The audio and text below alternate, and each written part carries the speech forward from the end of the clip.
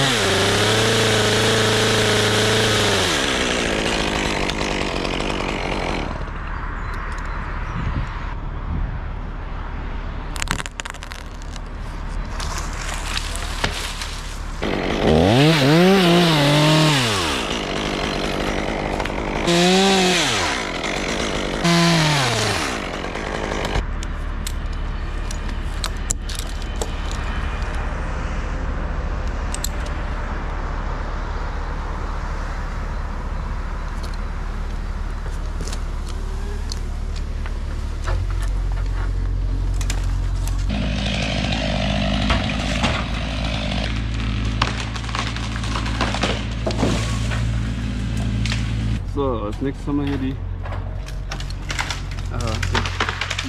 den Esch nachhauen. Hier unten drunter die Holzhütte, wo ich ein bisschen aufpassen muss. Und hier drüben sind so zwei Sonnenschirmständer.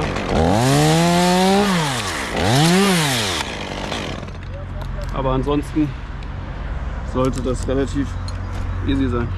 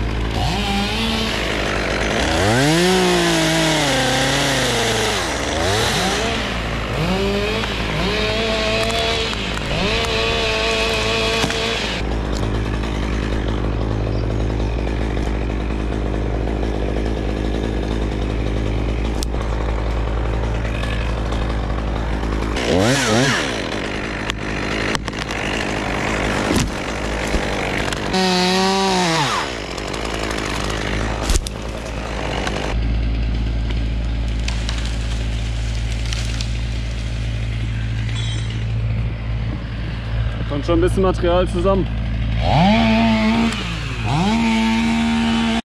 Nächstes Bäumchen ist gar nicht so groß, aber der Baum und das Tor sind im Weg. Also hier könnte man eigentlich easy hinlegen, hier ist auch viel Platz, aber keinen Platz, um den da durchzubekommen. Also wir würden schon durchbekommen, wir haben auch die Seilwinde und alles dabei. Aber ist mir zu riskant mit dem Tor, deswegen gehe ich schnell hoch, mache schnell die Seitenäste uns ab, dann ist das Ding in einer halben Stunde weg. Let's go!